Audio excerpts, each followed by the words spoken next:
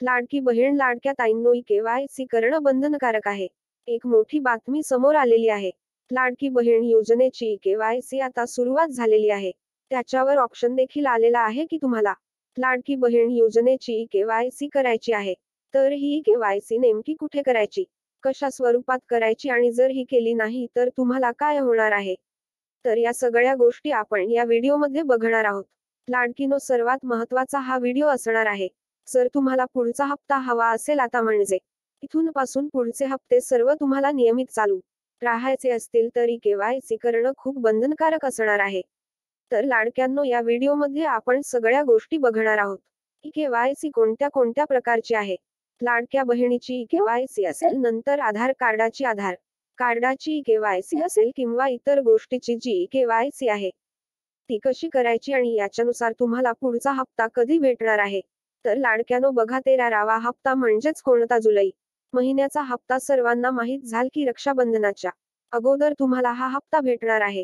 पण बऱ्याच ताई म्हणत असतील की सर आम्हाला ही केवायसी केली नाही तर मग हा 13वा हप्ता भेटेल का नाही सर, ही केवायसी केली तर आम्हाला 12वा हप्ता भेटेल का? तर सगळ्या गोष्टी या व्हिडिओमध्ये बघणार आहेत. लाडक्यानो तर एक छोटा तुम्हाला मी प्रश्न विचारत आहे. तुमचं नाव सांगायच, जिल्हा सांगायच आणि तुम्हाला आतापर्यंत 12वा हप्ता भेटला आहे का नाही एकदा कमेंट बॉक्समध्ये पटकनी सर्वांनी सांगायचं आहे. कारण की लाडक्या ताईंनो जर तुम्हाला 12वा हप्ता भेटला असेल तर 13वा हप्ता 100% भेटणार आहे. याच्यामध्ये काहीच प्रॉब्लेम नाही. त्या ठिकाणी तुम्हालाही केवायसी आता लगेच करायची गरज नाही.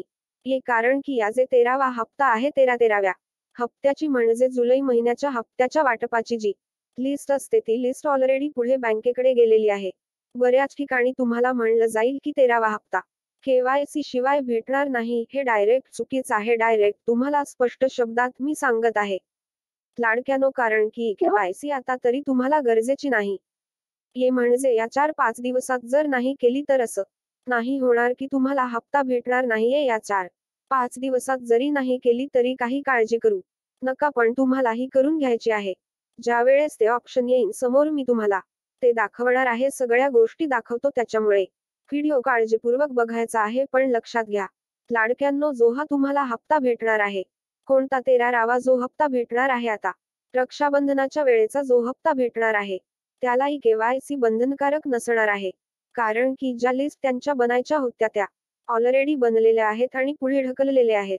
म्हणजे तुम्हाला या 13व्या हप्त्यासाठी केवायसी लागणार नाही. परत सांगतोय, जर तुम्हाला कोणी जर म्हणत असेल न्यूजपेपरला वगैरेत असेल की 13वा हप्ता केवायसी केल्यावरच भेटणार आहे, तर हे सगळं चुकीचं आहे. हे सगळं फेक आहे. हे गोष्ट लक्षात ठेवा. कारण की लाडक्यांनो, आपण ज्या गोष्टी सांगतो एकदम त्या ठिकाणी पुराव्यासहित सांगत असतो. ज्या गोष्टी खऱ्या असतात त्याच गोष्टी तुम्हाला मी सांगत असतो लाडक्यांनो. त्याच्याबद्दल काळजी करायची गरज नाही. ये चला आता आपण डायरेक्ट बघणार आहोत 13वा हप्ता म्हणजेच कोणता, जुलै महिन्याचा हप्ता. या जुलै महिन्याच्या हप्त्यासाठी केवायसीची गरज नाही.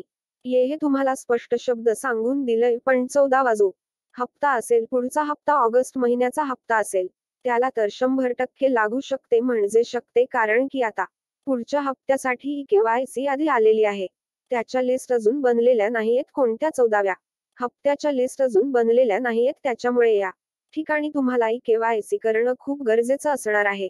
बंधनकारक असेल. जेवढ्या लवकरात लवकर होईल तेवढे केवायसी आपली करून घ्यायची आहे. आता केल्यानंतरच तुम्हाला हप्ता पुढचे भेटणार आहेत. म्हणजे केवायसी केल्यानंतरच पुढचे हप्ते भेटणार आहेत.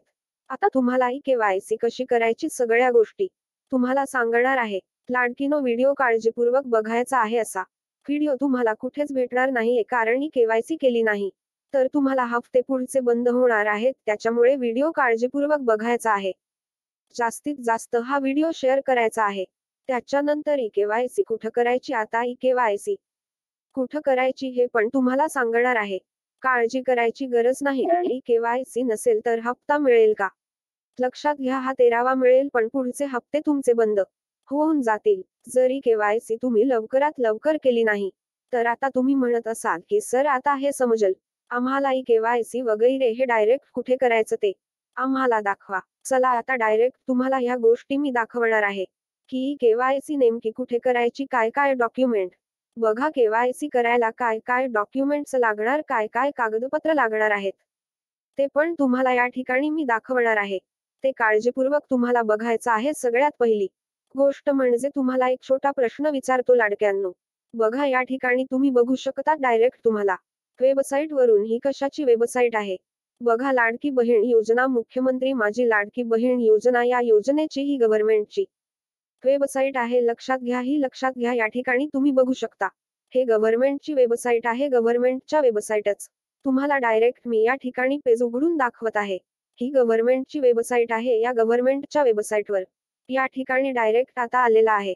या ठिकाणी डायरेक्ट तुम्ही या ठिकाणी वाचू शकता. मी वाचून दाखवतो. तुम्हाला जर दिसत नसेल तर मी वाचून दाखवतो. तुम्हाला मुख्यमंत्री माझी लाडकी बहीण योजनेचे लाभार्थी KYC प्रक्रिया पूर्ण करण्यासाठी येथे क्लिक करू शकतात. बघा या ठिकाणी डायरेक्ट स्पष्ट शब्दात आलेलं आहे. मुख्यमंत्री माझी लाडकी बहीण योजनेसाठी जे पात्र आहेत किंवा ज्यांनी फॉर्म भरलेला आहे त्यांना KYC करायची असेल तर इथे क्लिक करा. आणि तुम्ही जर या बटनावर क्लिक केलं तर तुम्हाला KYC करता येणार आहे. इतकं सोपं एवढं सोपं आहे. फक्त तुम्हाला याच्यानंतर तुम्हाला वेगवेगळे फॉर्म वेगवेगळी माहिती असेल डॉक्युमेंट्स असतील हे सगळे व्यवस्थित जोडायचे. आता तुम्हाला एक हात जोडून विनंती सर्वांना हात जोडून विनंती आता यावेळेस KYC करताना चुका करू नका. परत एकदा हात जोडून बघा इथपासून हात जोडतोय तुम्हाला कारण की परत रडायची वेळ येते.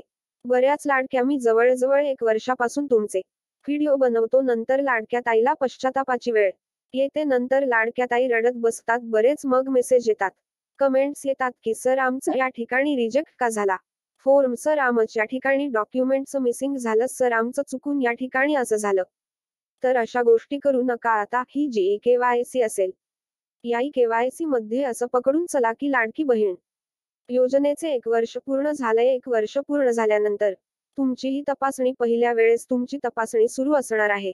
तपासणी म्हणजे कोणतीही KYC नुसारची तपासणी ती आहे. तर त्या तपासणीमध्ये ज्या ज्या गोष्टी त्या लागतील त्या व्यवस्थित भरायचेत. जे डॉक्युमेंट्स व्यवस्थित लावायचेत. वेगवेगळ्या ज्यांनी ज्या गोष्टी सांगितल्या त्या व्यवस्थित लावायच्यात आणि खऱ्या लावायच्यात. जर तुम्ही या ठिकाणी डुप्लिकेट काही लावायचा प्रयत्न केला तर नंतर पुढच्या वेळेस तुमची वसुली होऊ शकते. कारण की आतापर्यंत सरकारने सांगितलं होतं की बाबा जरी तुम्ही लाभ घेत असता चुकून तुमचं झालं असेल तर तुमचे पैसे नाही घेतले. पण आता इथून पासून KYC च्या नंतर जर तुम्ही चुकीचे डॉक्युमेंट्स लावून चुकीच्या गोष्टी लावून जर पैसे घेत असताल तर नक्कीच सरकार वसुली करणार. म्हणजे करणार ही गोष्ट तुम्ही लक्षात ठेवायची आहे. आता तुम्ही म्हणत असाल की सर ह्या मुख्यमंत्री माझी लाडकी बहीण योजनाचा या ठिकाणी KYC सुरू झाली आहे का?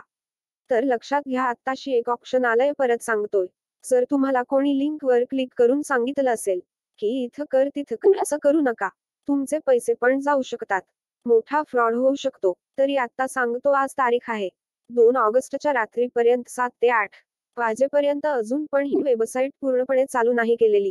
म्हणजे लिंक चालू केलेले नाहीये, ऍक्टिव्ह केलेली नाहीये. त्यांनी फक्त एक लाडक्या बहिणींना एक पुढे का टाकून दिलाय, एक सांगून टाकले असं समजून घ्या. तिथं त्यांनी ऑप्शन दिलंय याचा अर्थ लाडक्या बहिणीसाठी एक अलार्मराम लावून टाकलाय की बाबा लाडक्या बहिणींनो तुम्हाला आता काय करायचंय KYC करायची KYC करायची KYC करायची. पण त्या वेबसाईटच पेज अजून पूर्ण झालेलं नाही. जर तुम्ही त्याच्यावर क्लिक केलं तर अशा स्वरूपाची येती बघा. याला आता मी सॉफ्टवेअर इंजिनियर आहे. मी सॉफ्टवेअर इंजिनियर असल्यामुळे मला या सगळ्या कॉम्प्युटर मधल्या सगळ्या गोष्टी माहीत असतात. आम्हाला हे दररोजचीच गोष्ट आहे. तर लक्षात घ्या याचा अर्थ काय होतो. बरेच काही मग म्हणतील की सर हे म्हणजे नेमकं काय असतं. तर लक्षात घ्या 404 नॉट फाउंड याचा अर्थ असा आहे की फक्त ती लिंक लावून ठेवली, एक पुढे लिंक लावून ठेवली, त्याच्या मागं त्यांनी अजून काही दिलेलं नाहीये. याचा सोपा अर्थ एवढाच आहे की बाबा अजून ते ऍक्टिव्ह झालेलं नाही. म्हणजे त्यांनी फक्त तुम्हाला हिंट देऊन ठेवले की KYC सुरू होणार आहे. म्हणजे याचा अर्थ लाडक्या ताईंनो एक लक्षात घ्या.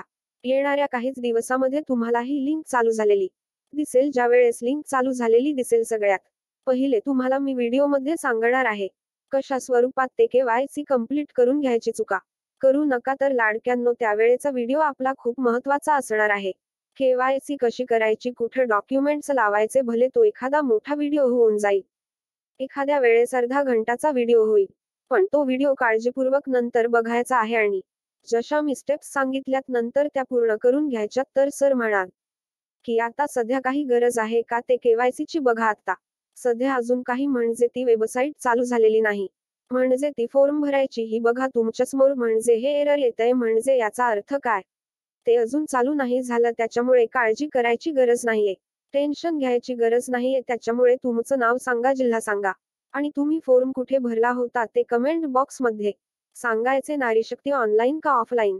अंगणवाडी सेविकाकडे या तिन्हीपैकी तुम्ही कुठे फॉर्म भरला